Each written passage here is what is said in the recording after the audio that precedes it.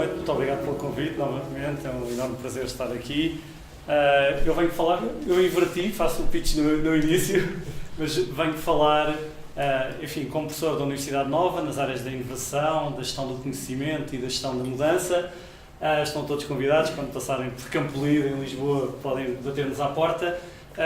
Essa nova Information Management School, basicamente somos uma escola de sistemas de apoio à decisão, formamos o que hoje pomposamente se chamam Data Scientists, cientistas de dados, e temos enfim, um interesse também vertical na área de saúde, onde temos um curso de gestão em saúde, mas nesta vertente de Data Science e Business Intelligence. E, portanto, a mim cabe-me, junto destes Data Science, dar a outra componente mais qualitativa e de soft skills ligados aos temas da liderança, da gestão da mudança e da inovação. E, portanto, o que vos trago é tentar despertar curiosidade sobre temas que nos levam a pensar em nós próprios como líderes do processo de transformação. Inovação é esta palavra, isto não é um erro de formatação, é mesmo uma palavra muito grande.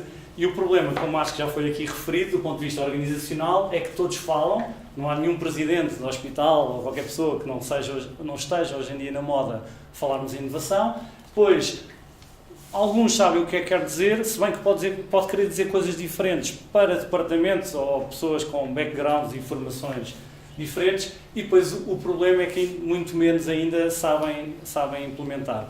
E, portanto, há uma definição de inovação que eu gosto, que é a ciência da implementação, e, portanto, há aqui este desafio de implementação. Quais são as barreiras que tenho visto em relação ao tema? Isto já não está isto fica desatualizado ao minuto.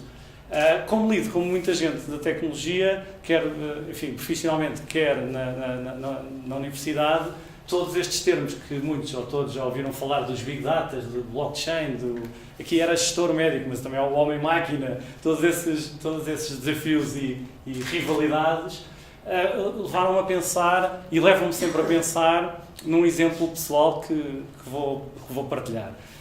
Então, este senhor era o meu avô, ele era professor catedrático da Faculdade de Medicina, foi presidente da Sociedade Portuguesa de Gastroenterologia, ele formou-se, penso que em 79, ou um bocadinho antes, e interessou-se muito pela microinformática que havia na altura, não é? E então, lembro-me que ele tinha, isto era uma foto de um objeto que ele trouxe uma vez ao chegar a casa. A minha avó ficou muito contente porque achava que era uma máquina de costura, mas não, era o primeiro computador portátil do mundo, era um Osborne, e eu quando o comparava com o meu telefone, com o meu iPhone, lembro que ele foi 10 vezes mais caro, é 100 vezes mais pesado e é 1000 vezes menos potente. E, portanto, isto leva-nos aqui a um tema que tem a ver com a dimensão velocidade a que tudo isto acontece. Muitas vezes sou muito criticado porque dou exemplos de fora da saúde, mas acho que é bom olharmos para fora da saúde para nos inspirarmos.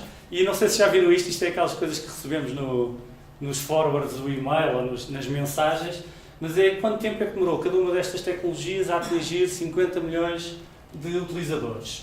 E, portanto, enfim, lá para casa não sei se é bom, mas para mantermos aqui uma sessão interativa a partir do Porto, queria tentar desafiar a audiência se alguém consegue imaginar quanto tempo é que o telefone demorou a ter 50 milhões de utilizadores.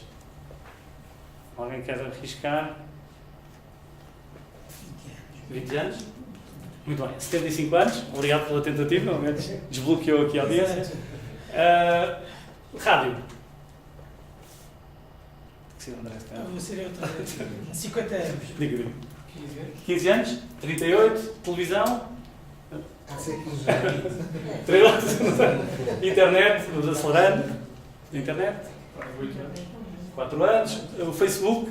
2 anos. Pronto, isto aqui. Eu não jogo mais contigo. Portanto, isto aqui, obviamente, que agora entramos depois também na economia digital, onde seria completamente impossível uma empresa ou uma instituição ter 50 milhões de clientes em 2 anos. Seria logisticamente impossível. Instagram? 8 meses. 19 meses. YouTube? 10 meses. Twitter? 9 meses. Angry Birds, que é aquele jogo de matar porcos com pássaros? 35 dias. E Pokémon Go, que era um jogo que as pessoas andavam na realidade virtual atrás nos bichos. 19 dias. Portanto, isto aqui, obviamente, estamos muito longe da realidade da saúde, mas mostra um bocadinho a vertigem que o digital veio trazer a este mundo. Eu tenho um curso com um colega meu da Escola Nacional de Saúde Pública, que se chama Future, tudo em inglês, peço desculpa, Future Leaders in Digital Health and Precision Medicine, e os nossos slides são automaticamente desatualizados no minuto que nós acabamos cada apresentação. Portanto, mesmo que passássemos 24 horas por dia a ver tudo o que está a acontecer no mundo, não iríamos conseguir acompanhar. E, portanto, este tema da velocidade e da mudança é um tema que eu gostava de trazer também aqui para a discussão, porque depois, se calhar, se olharmos para aquelas frases que vimos ao início, ou para a velocidade de mudança de um sistema de saúde, ou de um hospital, ou de um serviço, há aqui dois ritmos que têm que ser sintonizados, pelo menos. Pronto, isto leva-nos aqui a um grande dilema das lideranças e das organizações, que tem a ver com estes dois conceitos, que na tradução portuguesa até querem dizer mais ou menos a mesma coisa, do exploitation e do exploration. O exploitation é, na prática, eu fazer muito bem o que tenho que fazer, e é basicamente a base da eficiência e da produtividade. E isto é o que a gestão nos pede, etc. Contudo, isto não é suficiente para as organizações sobreviverem para o futuro, porque depois também temos que ser bons naquela dimensão de exploradores. E exploradores aqui na fuga da nossa realidade atual, como vemos as coisas com os olhos atuais e tentar visitar outras realidades e outros horizontes. E esta é a base da inovação. E aqui a grande discussão é quanto tempo e recursos é que nós aplicamos a cada uma destas dimensões.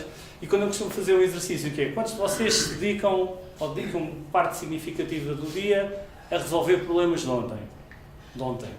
Normalmente a maior parte das pessoas, não vou perguntar aqui. Quantos de vocês é que dedicam a maior parte de vocês a resolver problemas de hoje? Pronto.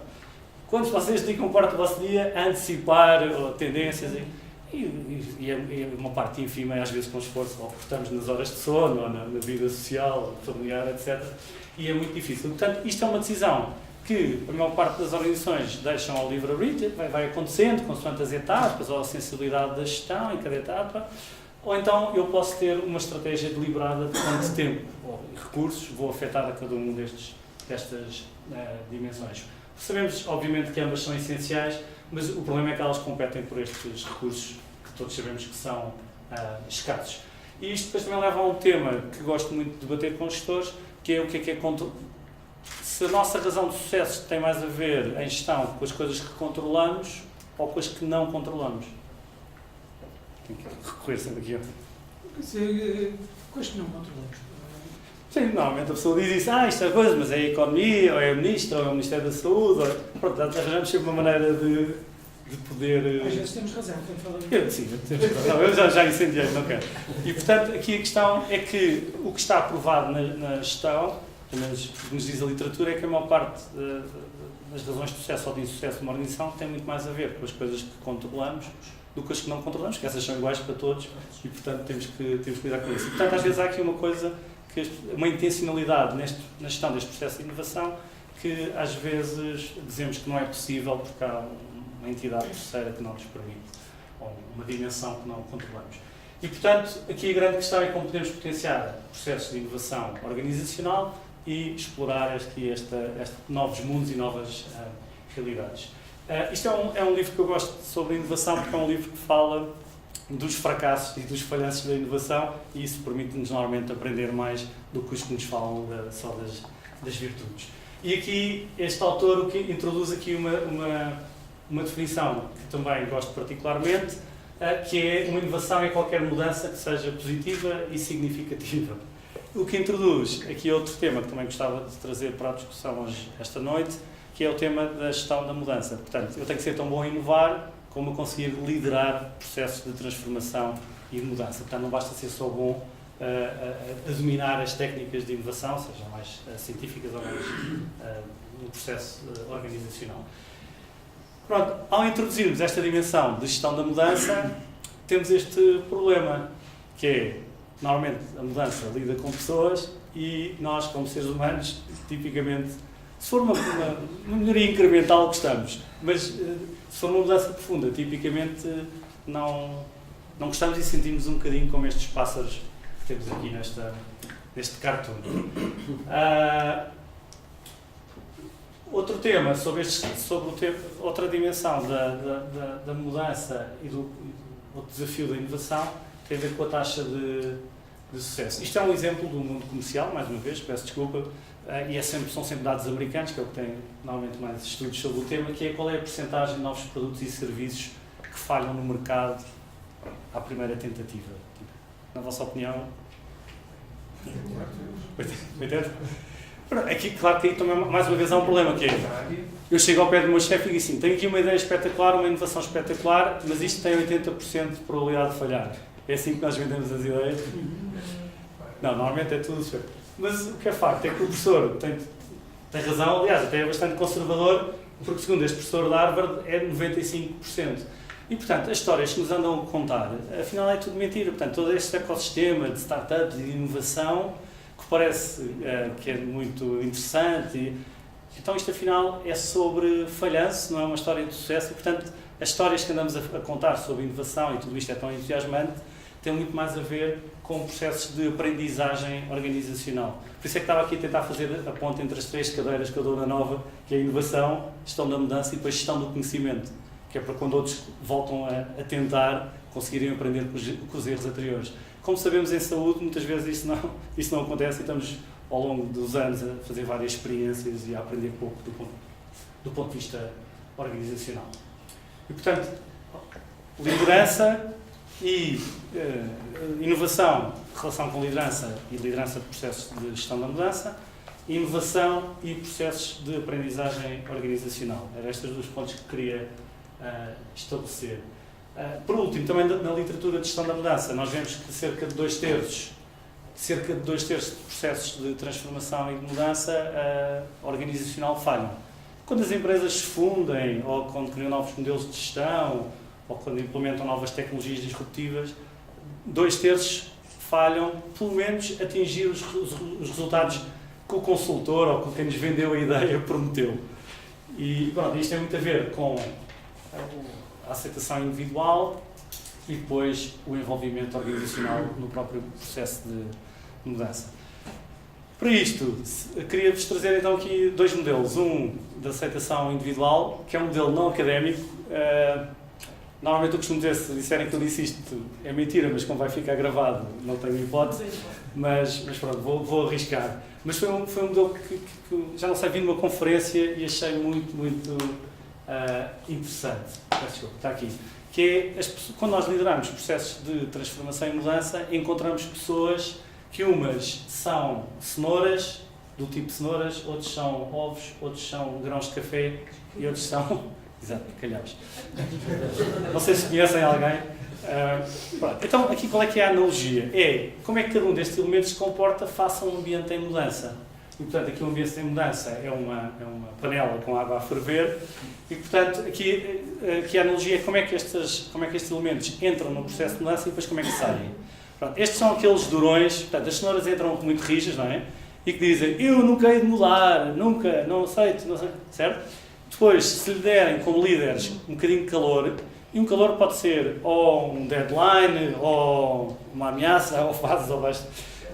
Pronto, tipicamente, a maior parte das pessoas que são duronas ou aparentemente resistem desta forma ao processo de mudança, depois, energizadas pelo processo, acabam por amolecer. E, portanto, o que costumo dizer a pessoas que têm que liderar processos de mudança é que não se deixem assustar, porque, da minha experiência, 95% dos durões, dando um bocadinho de calor, eles acabam por amolecer. Depois há outras pessoas que são mais deste tipo, que aparentemente são frágeis, entram no processo frágeis e a pessoa diz, ele nunca, ou ela nunca vai aguentar passar por este processo de transformação e mudança. E o que é facto é que, efetivamente, o processo acaba por transformar as pessoas, porque o que é que acontece aos ovos depois de darmos calor? Por dentro, pelo menos, endurecem. E aqui a segunda mensagem, portanto, aqui é não rotular pessoas, não achar que esta pessoa consegue e que ela não consegue, por mais difícil que seja o processo de mudança, porque as pessoas surpreendem-nos. Aqui a segunda mensagem sobre os ovos é que temos que ser bons, enquanto líderes, a ler pessoas. Porque estas pessoas mudaram por dentro, mas por fora continuam iguais. E nós achamos que eles eram cenouras, por exemplo, continuamos a dar calor e que os ovos não é boa ideia porque podem rebentar. E, portanto, temos que ser bons a ler pessoas. Aqui, temos sempre, há pessoas que não estão disponíveis ou já estão cansadas. Nós na saúde eu acho que já exigimos demais, muitas falsas partidas, as pessoas, muitas mudanças ao mesmo tempo. E está provado que nós também não aguentamos tudo ao mesmo tempo. Portanto, nós aguentamos 2 ou 3 processos de mudança. Agora, se é mudança de tecnologia, mudança de equipe, são muitas transformações e mudanças que estamos a atirar às pessoas. Como líder de mudança, obviamente que os calhaus não são muito agradáveis, normalmente perguntam, devemos tirá-los ou... Não sei, se estiverem a impedir que outros mudem, se calhar temos que os tirar. Se estiverem só ali, se não chatearem os outros, podem estar a absorver alguma energia do processo e até acaba por ser bom. Enfim, isto teoricamente seriam as pessoas mais agradáveis, que é o processo de mudança acaba por as energizar e, para quem gosta de café, acaba por transformar as pessoas em algo enfim, mais interessante. E, portanto, este é o modelo de aceitação individual, é o modelo não académico, peço desculpa, mas agora quando entrarem no vosso serviço, se calhar vão ver alguns destes elementos e esta apresentação vai mudar a vossa vida. Pronto, a nível organizacional, isto é mais difícil. Isto também é um livro de 2 irmãos, um deles é professor no MIT, o livro chama-se Switch. Então ele diz, nós, os gestores, ou quem tem que liderar a mudança, somos estes senhores que estamos aqui em cima do elefante. Que na prática eu acredito que este senhor, em termos estratégicos, sabe qual é o caminho. Pronto, portanto ele é um ser racional. O elefante é muito mais, que representa a organização, é muito mais irracional. E portanto, se tiver aqui um prato verde muito apetitoso, apesar deste saber para onde é que quer ir, o elefante faz exatamente o que quer. E aqui o prato verde, a analogia, é todas as urgências do dia-a-dia. Portanto, eu sei que tenho que mudar, eu sei que tenho que transformar o meu serviço, ou o meu hospital, ou o meu sistema de saúde. Mas depois o dia-a-dia, o lado irracional, acaba sempre por me afastar do objetivo. E, portanto, um dos grandes desafios da gestão de inovação e da gestão da mudança é articular o lado racional com o lado irracional da mudança. O lado irracional da mudança. Isso é bastante difícil. Em termos organizacionais, há vários modelos, não vou exaustivamente passar por todas as etapas. Este é um bastante conhecido, até tem um livro comercial que é do John Kotter. E aqui só gostava de frisar que às vezes é representado em 7 etapas, outras vezes em 8, mas basicamente o que ele diz é que o processo de mudança passa aqui por um conjunto de etapas e demora tempo, e nós sabemos isto de outras mudanças, enfim, na vida e na natureza. E, portanto, quando nós como gestores tentamos acelerar o processo, só cria uma ilusão de velocidade. Não estamos a acelerar o processo. E, portanto, se não respeitarmos os timings e as etapas de um processo de mudança, podemos ter que começar várias vezes. E pronto, aqui, estas 3 fases têm só a ver com alinhar a organização. Antes de irmos para o terreno, sabermos o que é que queremos mudar, conseguir ter equipas multidisciplinares que possam liderar o processo de mudança. Nós lá utilizamos várias metodologias de análise de redes, de social network analysis, para escolher como é que a informação pode chegar e quem são as pessoas certas para difundir os processos de inovação e de mudança dentro das organizações. Portanto, também se pode pôr aqui algum conhecimento e não só nomear pessoas porque achamos que elas são as pessoas certas para o processo, e depois dar-lhes uma visão sobre o processo de mudança. Isto é bastante importante porque as pessoas falam muito do know-how, mas falam muito pouco do know-why. E aqui o know-why é porque é que eu acordo de manhã e vou trabalhar. E este propósito é que muitas vezes falta aos processos de mudança, porque dizemos às pessoas, vamos fazer esta mudança, porque esta mudança vai ser muito boa para o hospital, ou para o sistema de saúde, etc.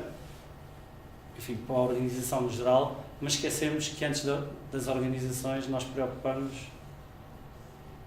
é um bocadinho isto que eu vou dizer, connosco.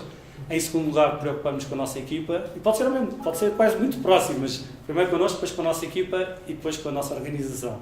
E, portanto, quando apresentamos um estímulo de mudança, temos de dizer, olha, esta mudança vai ser boa para si por causa disto, vai ser boa para a sua equipa por causa daquilo, e vai ser bom para...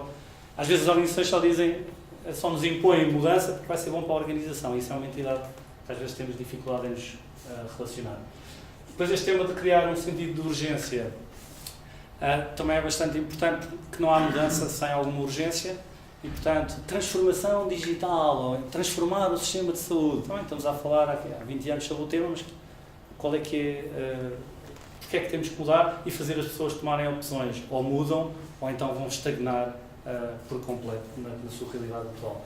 Depois temas de comunicação que são muito importantes. Aqui comunicação também, quer pela liderança, pelo exemplo, porque às vezes estamos a pedir às pessoas determinadas mudanças, mas depois nós próprios, líderes, não estamos a fazer o que estamos a pedir aos outros para fazer, e também até no formato de comunicação. Enfim, hoje não tenho muito tempo para isto, mas há aqui um mundo para explorar na forma de vender e de comunicar processos de mudança. E depois a parte de agir, que é a implementação do processo de mudança, e a parte de consolidar. Aqui só queria gastar 30 segundos, porque a maior parte das pessoas que lideram processos de mudança, quando chegam ao fim, esta é a altura de renegociar.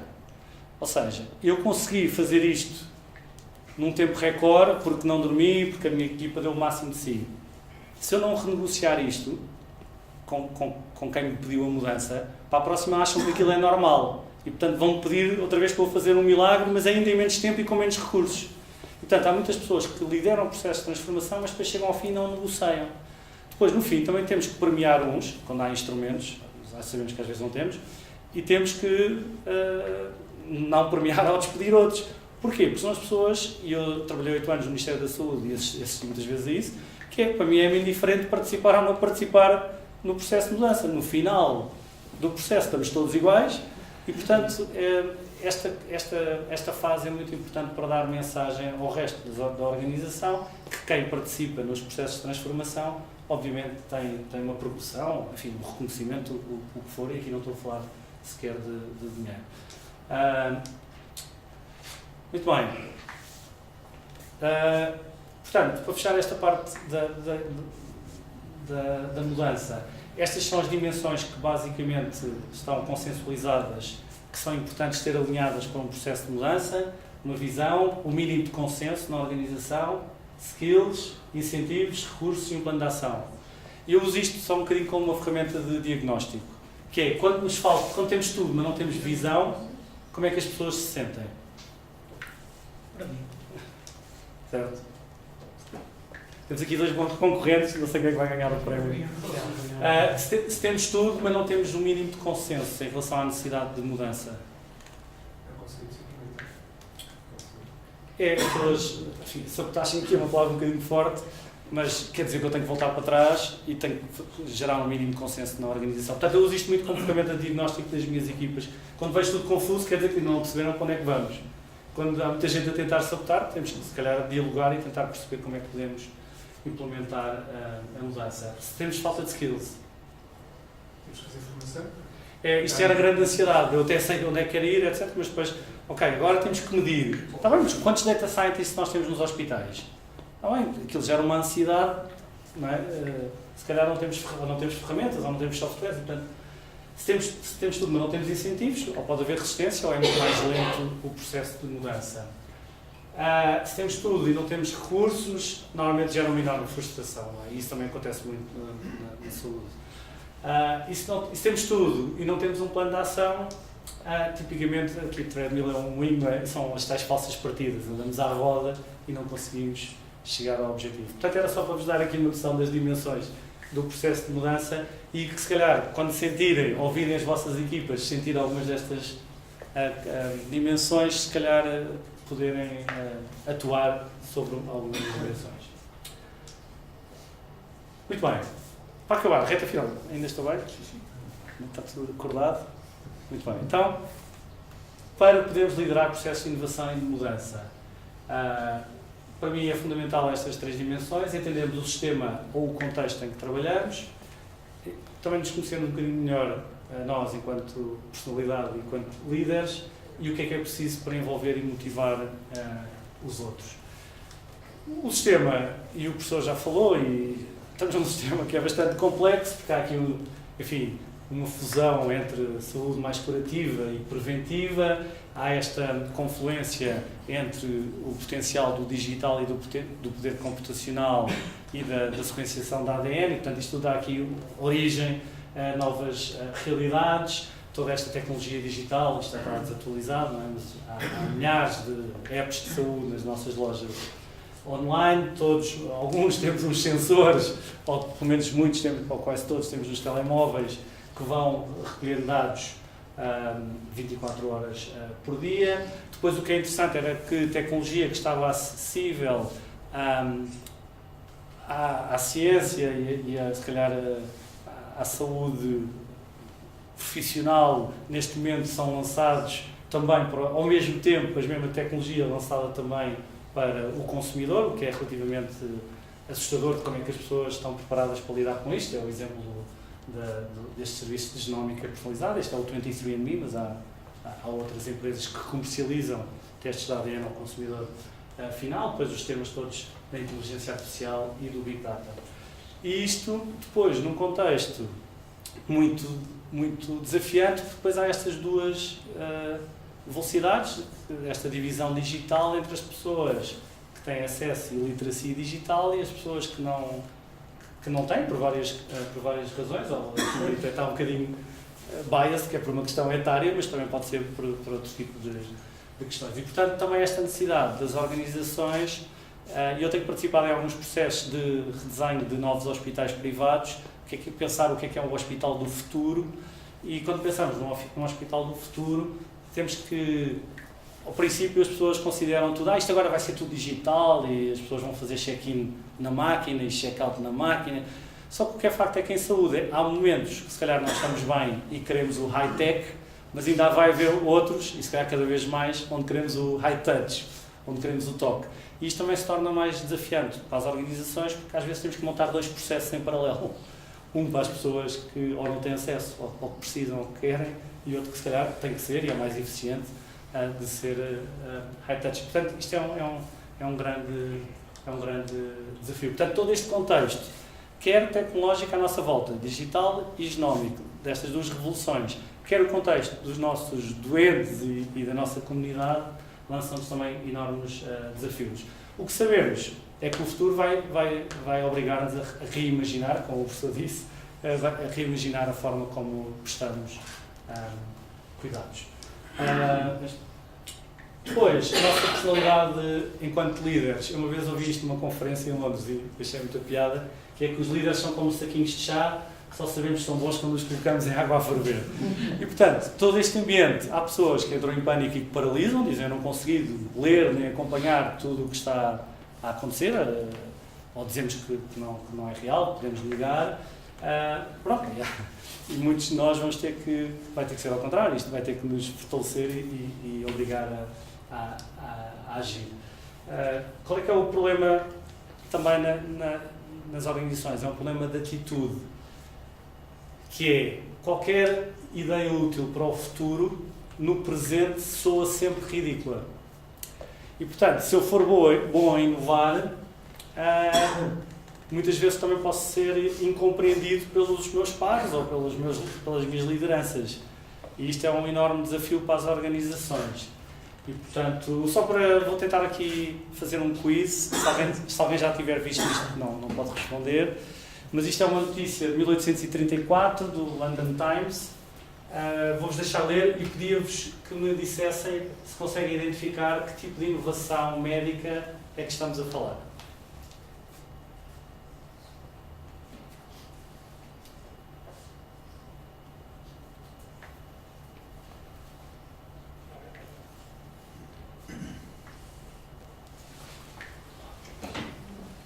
Uma tentativa.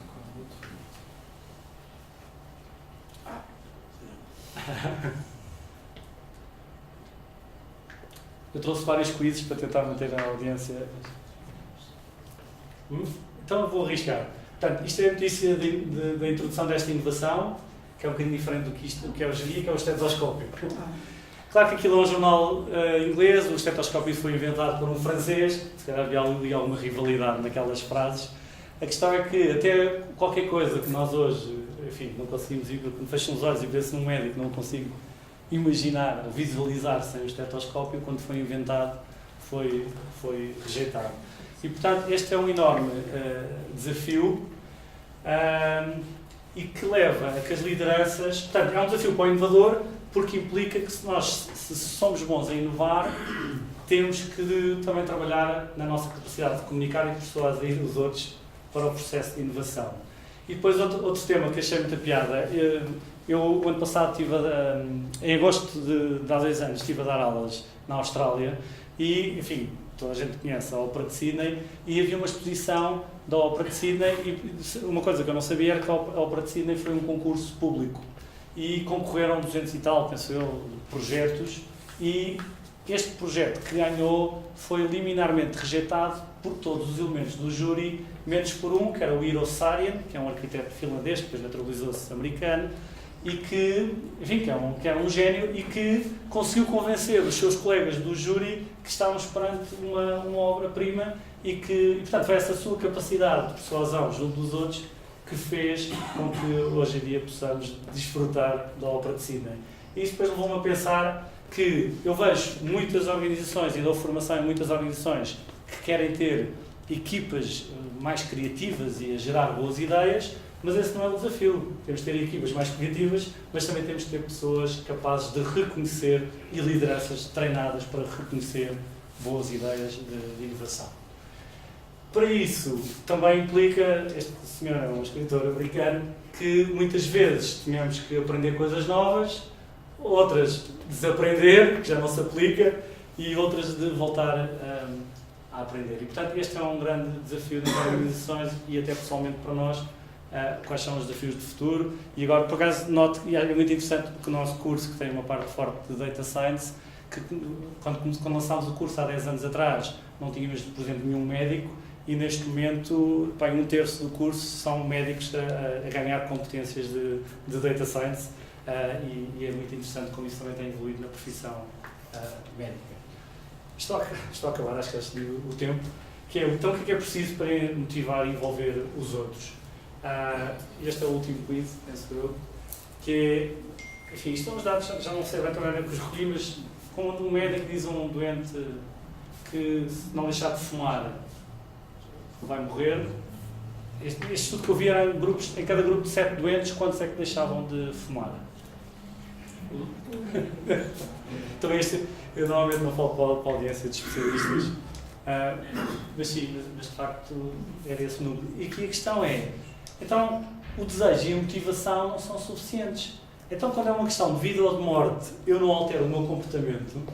Portanto, muitas vezes nas organizações trabalha-se muito esta dimensão de motivação e desejo, ou fazemos todos um team building, vamos lá, vamos mudar, vamos fazer inovação, mas afinal isso não é suficiente, nem quando é uma questão de vida ou de morte isso é suficiente, quanto mais em termos organizacionais. E portanto, aqui a questão é que o status quo é tão potente, como é que podemos então incorporar isto na cultura organizacional? E isso é que é o mais difícil e é o mais lento de se mudar e de se transformar. Hoje em dia há várias ferramentas interessantes, hoje não temos tempo, mas há aqui temas mais de cocriação. Aquelas 100.000 apps de saúde que eu vos mostrei, apenas 2% têm a participação de médicos nas startups que geram as apps de saúde. Por isso eu achei os exemplos muito interessantes, porque a comunidade de startups e de empreendedorismo normalmente juntam-se 2 pessoas da engenharia, mas depois não se junta nenhum médico ou nenhum data science. E portanto este tema da cocriação é muito importante e é um enorme desafio.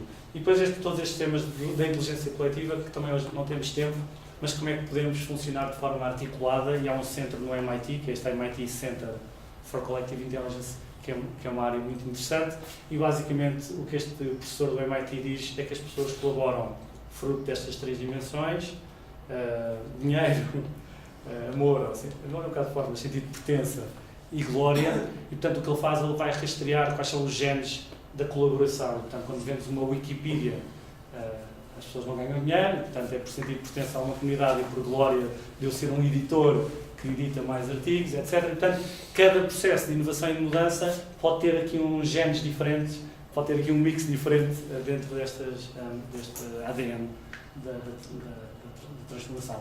Para isso, estou mesmo a acabar, já sei que me estou a alongar, temos que, e aí é certo, trabalhar o tema da criatividade, como já foi referido, a criatividade é importante para o processo de transformação, a capacidade de experimentação, o que é muito óbvio na ciência de bancada, mas em termos organizacionais é muito complicado, Este é o exemplo do Centro de Inovação da Clínica Maio. Eles trabalham muito com uma metodologia que é o Design Thinking e, portanto, incorporam dentro, tem este Outpatient Lab, onde eles fazem, por exemplo, passagem de turno de enfermeiros. Eles tiveram a fazer um modelo inovador, de forma a que não se perca informação, porque isso dá origem a potenciais erros, e, portanto, eu não posso logo lançar essa iniciativa na rede toda, porque tem os seus riscos. E, portanto, muitas boas inovações, um gestor, ou um líder, ou um político não toma a decisão de as alargar naquele momento porque tem uma dose de risco grande. E, portanto, em que medida é que muitas destas alterações podem ou não ser prototipadas?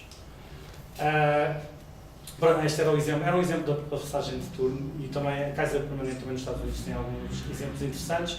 A IDEO é uma empresa em Silicon Valley que tem muitos exemplos interessantes também em saúde, que celebrizou esta metodologia do Design Thinking. Isto é um dispositivo para endereçar o desafio da lavagem de mãos. Portanto, isto é tipo um roll-on que se põe no cinto e, portanto, o médico passa só, o profissional de saúde passa só com a mão. E aqui não era tanto pelo dispositivo em si, era só pelo exemplo de como é que eles aplicam estas metodologias de pensamento de design à resolução de desafios de saúde. Depois, outra tendência que tenho achado interessante e que é um enorme desafio e há vários artigos também da Harvard Business School sobre isto, que é um que me lembra o The End of Middle Management, deixar de haver gestores intermédios e de todos sermos um bocadinho empreendedores dentro da própria organização. Portanto, o termo é intrapartnership. Eu ser responsável pelo processo de criação de uma determinada solução, mas com muito mais graus de liberdade. E, portanto, é engraçado que há aqui vários exemplos, neste caso é do John Hopkins, como é que isso já é integrado no próprio plano de carreiras. Porque eles começaram a perceber que perdiam médicos para outros sítios, então se calhar mais vale criar as condições para os médicos poderem ser empreendedores dentro do próprio hospital, muitas vezes até partilhando resultados, se aquela tecnologia, se aquela inovação depois se espalhar pelo sistema de saúde, eles poderem ter uma participação financeira no resultado. Muito bem. Vou acabar, espero que tenham gostado, mas na prática, e acho que não combinámos, mas estamos muito casados nas mensagens, que é muito mais do que aprender a inovar, há este desafio primeiro de aprender a colaborar. Portanto, a universidade ensina-nos a pensar como um engenheiro, como um médico, e temos todos pontos de partida e visões do mundo muito diversas. E, portanto, é importante nas organizações, e eu vejo que, enfim, felizmente para nós doentes, na prestação de cuidados há uma enorme capacidade de colaboração, mas em termos organizacionais, muitas vezes ela não é real. E, portanto, é preciso trabalhar esta dimensão de colaboração, depois aprender a inovar e depois aprender a implementar. Porque às vezes também vemos, muitas vezes, boas ideias que depois não conseguimos implementar. Para isto tudo, isto é uma nota pessoal, sinto que muitas vezes na saúde, se calhar em Portugal, falta esta dimensão, que é confiança. E esta também é importantíssima, sem isto não existe nada, não é? E aqui, confiança no sistema de saúde, nos dados e na informação e no processo de tomada de decisão, que às vezes para mim não é claro como é que é o processo de tomada de decisão. Se confiarmos mais, se aprendemos a colaborar, a inovar e se melhorarmos os processos de implementação, e isto, enfim, então como está em live streaming, tenho mesmo de lhe dizer, isto é roubado do tal meu colega da Escola Nacional de Saúde Pública, do João Valente Cordeiro, que é esta analogia que eu também acho muito interessante, que é, pronto, na vida há uns que gostam de andar nestas estradas que já estão alcatroadas ou definidas, e depois de vez em quando têm que tomar estas decisões de virar à esquerda ou virar à direita. Depois, o que vemos muito, especialmente face a iniciativas de inovação, é que alguns gostam de estar ali sentadinhos naquele banco, porque permite-lhes criticar. Olha, aquele virou à esquerda, olha, o outro virou à direita. E aqui o que é facto é que depois quem tem esta paixão pelo processo de inovação, o que gosta é de ver se há caminho. E às vezes vamos ficar atolados, vamos ter que voltar para trás, mas o que é interessante é que o que está aqui por desbravar é muito maior, é um campo muito maior e muito mais aberto do que os caminhos que já conhecemos. E, portanto, isto, enfim, é uma mensagem que queria deixar, é que a inovação também é uma paixão e temos que a passar para as nossas equipas. Muito bem, muito obrigado.